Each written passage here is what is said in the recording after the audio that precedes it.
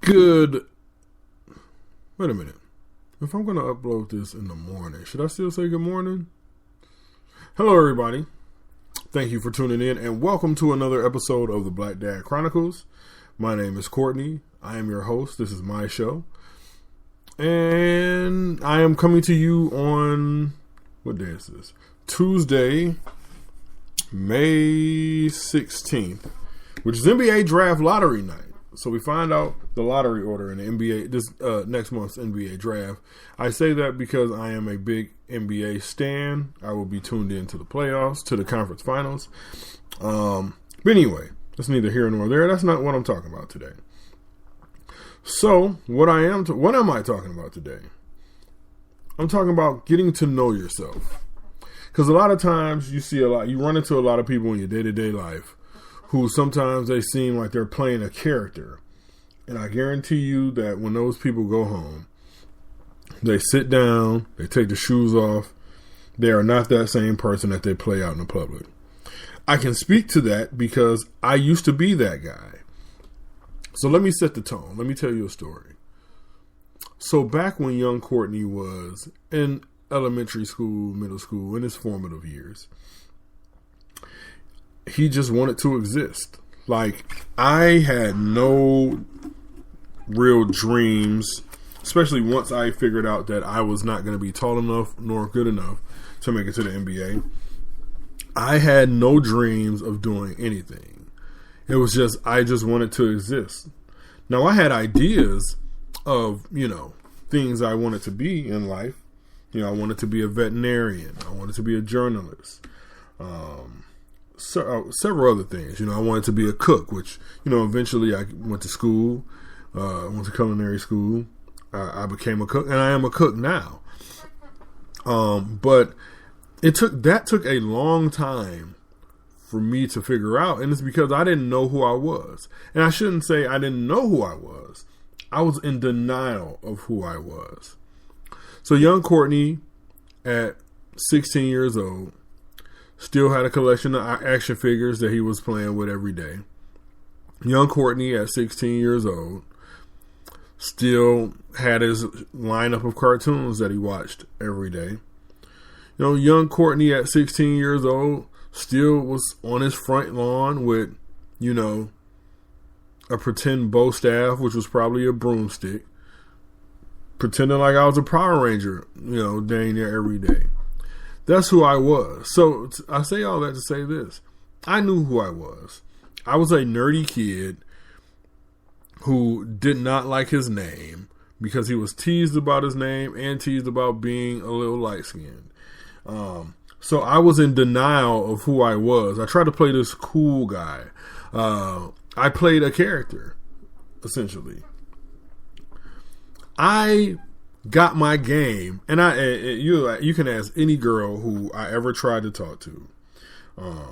I had no game, but I thought I did, because I was watching Fresh Prince of Bel-Air every Monday night, and I was trying to be smooth like Will Smith, or Will Smith's character on the show. That's who I was. I got my game from Will Smith, or I should say the character of Will Smith on the Fresh Prince of Bel-Air.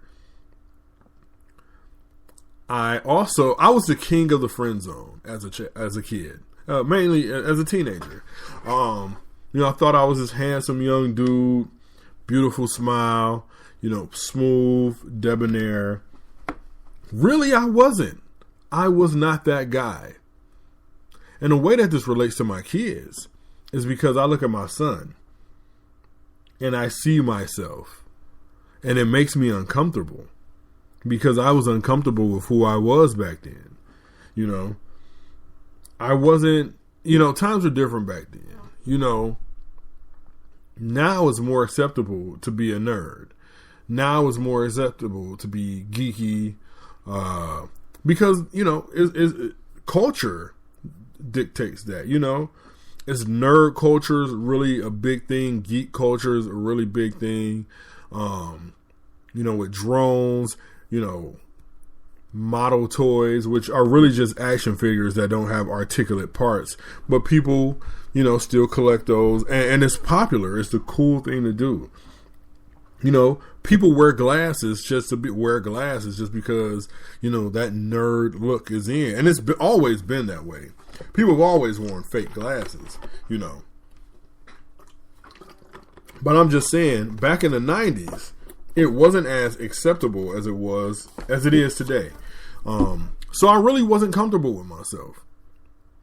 So as time got on, as high school progressed, and I start looking, for college, the only reason, and I can honestly say this without a doubt, and if my mom listens to this, sorry, Ma, hope this doesn't make you feel bad by me saying this. The only reason why I went to college is because my mom was a teacher, and that was the thing that we were supposed to do after high school. I had no ambitions like I said, basically I just wanted to exist. I don't know why. I don't know how I got to that point, but basically I just was out here existing, floating through life, So fast forward a couple years, I went to Eastern Michigan University. College was not for me. I got up there and I had freedom, and it wasn't like I was partying. I just had a lot of free time to play video games. And back then, I really should have been ahead of the curve because I played more video games than anybody. That's all I did. I had a job, so I went to work. I went to class, but I played video games more than anything. Meech can attest to this. Antonio can attest to this. Therese, Miguel, the girls, Chris, Sharice, Lanisha, they all can attest to this. All I did was sit down, play NBA Live. NBA Live was the hot thing. Live 2000. We used to have some battles on Live 2000. But I had no ambitions. And it wasn't like I didn't have any goals. I kind of had an idea of what I wanted to be. Not what I wanted to be, I should say. Who I wanted to be. I always had this idea because my Uncle Keith works for AAA. He's worked for AAA since he was 16 years old. So Uncle Keith always had suits, fly clothes, fly cars. So I looked and I was like, yo, man, when I'm 30, I want to look like Uncle Keith. I want to dress like Uncle Keith. I want to have that swag like Uncle Keith. How I was going to get there, I had no idea. But Uncle Keith had swag, and I just wanted that swag. I knew I wanted that. I didn't know how I was going to get there. I didn't know what I needed to do to get there. I just wanted to have that swag. So,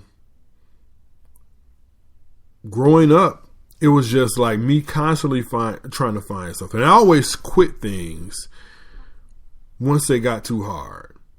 Like, I remember I was in journalism. I was writing for the school paper. It's funny, before I get into that, it's funny. You see characters on TV. You see people, on the screen or whatever. And it's like, yo, I want to be that person. So for me, I wanted to have the cool of Will Smith. And then once LL Cool J started starring in The House, playing a character Marion, I wanted that swag like Marion, So I walked around with one pants leg rolled up, especially when I had jogging pants on. Wore hats all the time, just because I was like, oh, I like that swag. Marion's got swagger. Knowing full well that was just a character LL Cool J was playing, but at the time, LL Cool J was my favorite rapper, so he had swag. I was like, yo, I'm going to have that swag. Wasn't wearing overalls, even though I did have a couple pairs of overalls, but I wasn't really wearing overalls. And of course, I didn't have a body to just rock overalls with no shirt under them, which was the kind of like the East Coast rapper style back then. But I didn't find out, well, let me say, like I said, because I always knew who I was. I didn't embrace who I was until I became an adult, well into my mid-20s.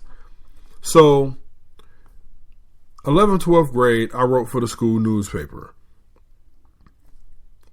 12th grade, went to an event at Focus Hope. It was called the Journalism Olympics. Now, one of the good things about writing for the school newspaper is you kind of had the freedom to write what kind of article you wanted to write. So it wasn't like we were handed topics. We got to choose a topic, and if the teacher gave it the okay, we got the okay.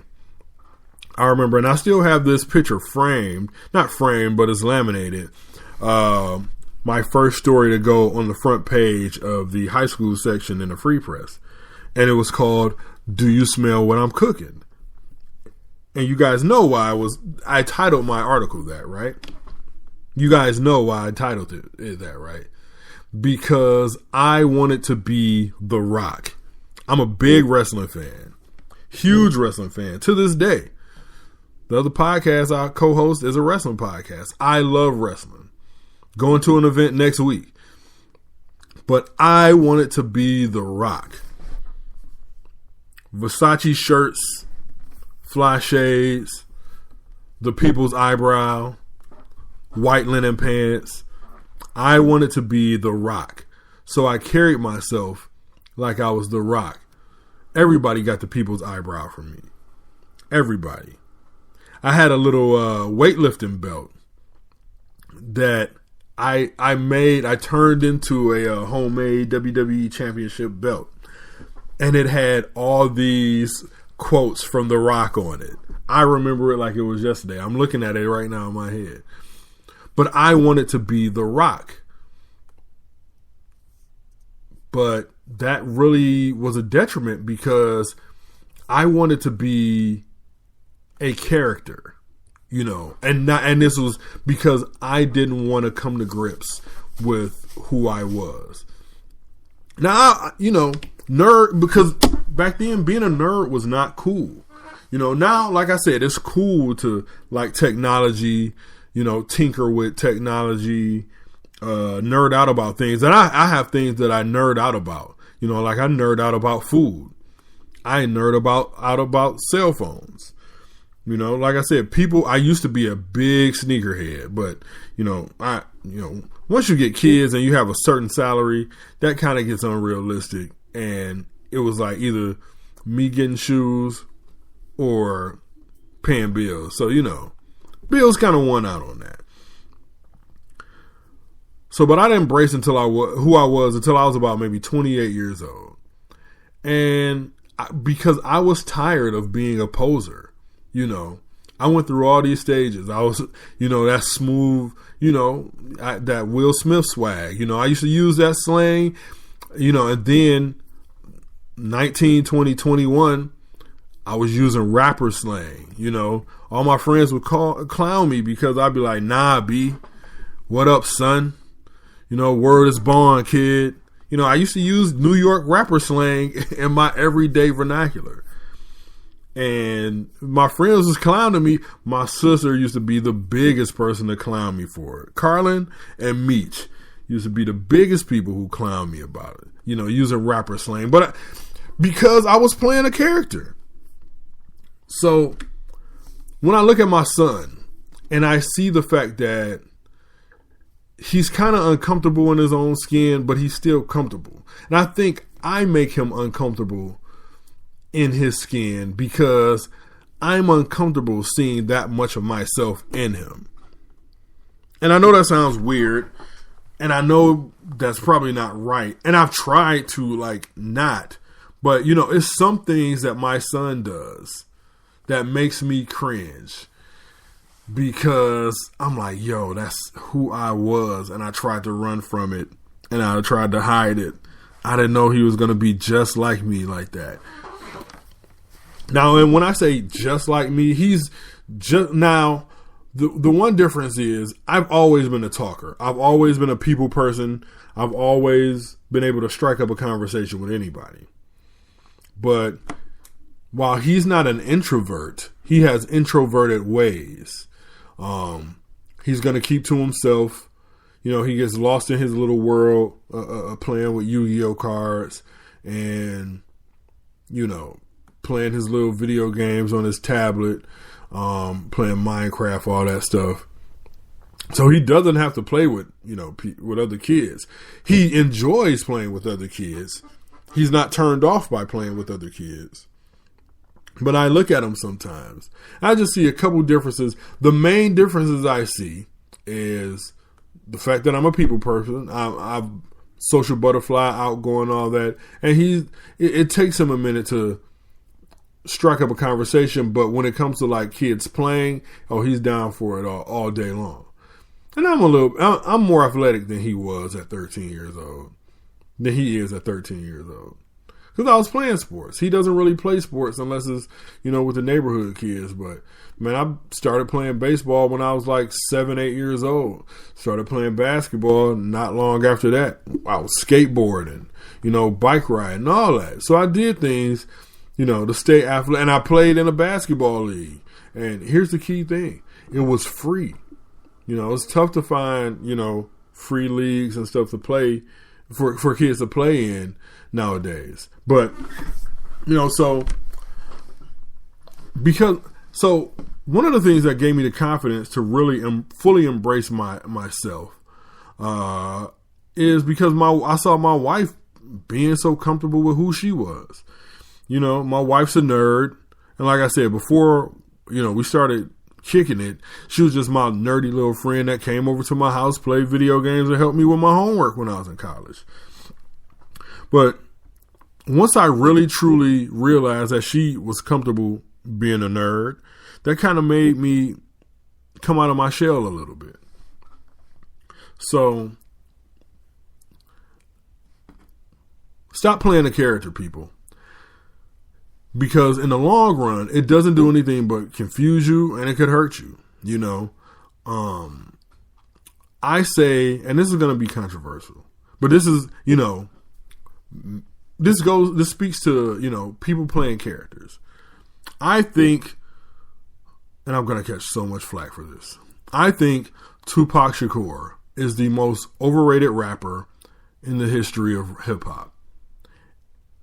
And I say that because now a lot of people want to say, talk about how uplifting Tupac was for, black people, how much of a positive influence that he was, for black people and someone, to look up to as a role model.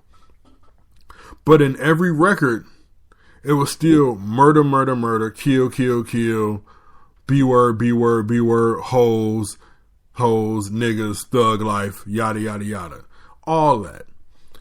And so I thought Tupac was just playing a character because if you listen to Tupac's, a lot of Tupac's early work wasn't like that, but once he got to Death Row, got the thug life tatted on his chest, it's like he started playing this, this super thug role, and a lot of people got gassed up by it. Now, if you listen to Funk Flex's recent comments, and comments that who else said this? Man, I'm trying to remember who else I saw that said this. But Tupac was basically just playing a role that he got lost into and couldn't come out of it. That super thug wasn't Tupac by according to the people who knew him closest. But he was playing a role, and a lot of guys in hip hop play a role. But I got tired of denying who I fully was. I'm a nerd. I'm a geek. I like nerdy things, I like going to look at, whatever dish you say is your favorite and breaking down every single ingredient to the most minute detail. That's how nerdy I am, I like seeing when a new phone comes out, deep diving into all the specs, everything about the operating system. Now, I'm not a developer or anything like that. I don't do that.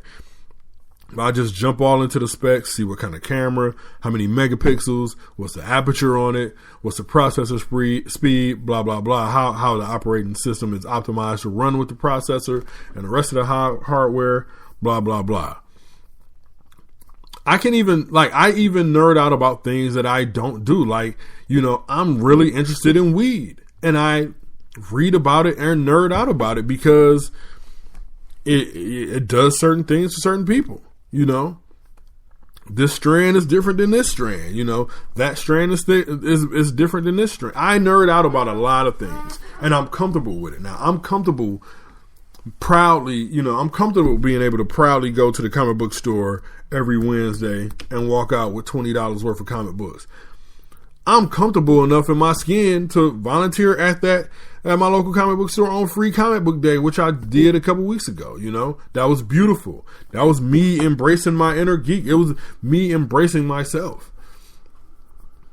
So at the end of the day, you know, you got to make your mind up about who you are, who you want to be, and just embrace your inner self. Just embrace your real self. Now, this is not me, you know, live your best life, but you got to know who you are, you know yourself, know your strengths and weaknesses, and you'll be able to that breeds happiness. So I'm a lot more happier now than I was when I was like trying to be some pseudo bohemian Neosoul poet / rapper when I was 19, you know.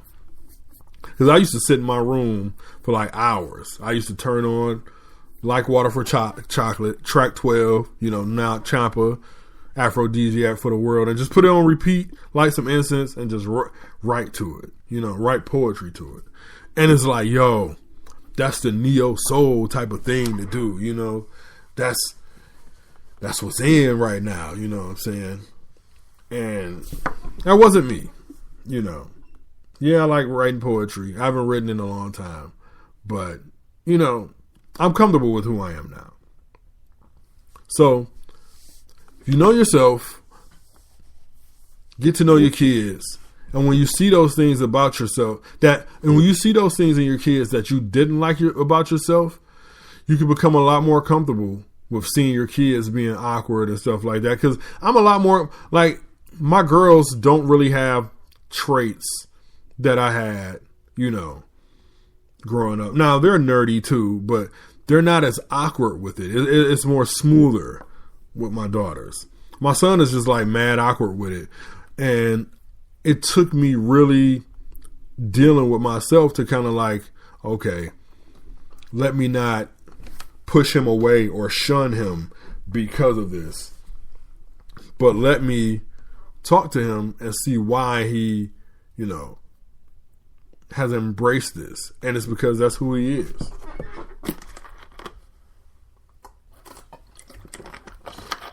All right, so today's sponsor is Relax by Jay Mace. Listen, Mother's Day just passed, and I needed gifts. So it was late Saturday night, the day before Mother's Day. I hit my man Johnny up, like, hey man, I need 2 gifts for Mother's Day. What you got? He was like, hey, I got you. What you looking for? Ah, man, you know, looking for some turquoise with some butterflies for Robin. Bro, I got that. My man Johnny Mason came through quick, fast, in a hurry with the beaded bracelets. Got one for my wife, one for my mom. You can go to his Instagram page, Relax by Jay Mace, and I'll let you know right now, he has some fire bracelets. Fire. And you know what? Father's Day is coming up too, ladies. So if you got a husband or a partner that don't wear jewelry, get him one of these beaded bracelets. He'll like it because, you know, you can customize it to his favorite color. Like most of mine are black because most of the clothes I wear are dark. My glasses are black. You know, my wedding ring is black. My watch is black. So it just goes with the rest of my accessories, you know. But, you know, you can find him on Instagram at jmace3000. That's his Instagram handle. Facebook.com/relaxbyjmace. Go ahead and get your man some jewelry, ladies. Father's Day is coming up. But all right, y'all, that's going to be the end of today's show. I'd like to thank all of you guys for tuning in. Now, thank you all for tuning in so far. I've gotten a lot of love, a lot of feedback on the podcast so far. Only 11 episodes in. Yeah, I'm just trying to keep getting better and improving, and trying to bring you guys quality content on a weekly basis. I got some interviews coming up with some, great black fathers. So I can't wait to get those out there to you guys. Well, stay tuned. You can follow me on Twitter at Black Dad Cron. That's capital B, capital D, capital C. All one word, no underscores, at Black Dad Cron. You can follow me on Instagram at Black Dad Chronicles. That's the, my whole Instagram is Black Dad Chronicles. You can find me on Facebook at Courtney McIntosh. You can find me on Google Plus at either Courtney McIntosh or Black Dad Chronicles. You can also find me on Facebook. I got a Facebook page at the Black Dad Chronicles. Yo, the show is on iTunes, Stitcher, Google Play. I'm trying to get it on iHeart. It's on SoundCloud. I'll post the links on Twitter. I'm trying to get it everywhere. And, leave me some comments. Comment, like, subscribe, share it. Leave me some comments. Give me some ideas on stuff to talk about, Nominate a black father that ladies, if not just ladies, but people. If you know any great black fathers, shoot me an email, blackdadcron@gmail.com. Put me in touch with these people. I want to tell their stories. Because I'm a storyteller, That's it. See you next week. Peace. Oh, yeah, thanks for listening. Love y'all.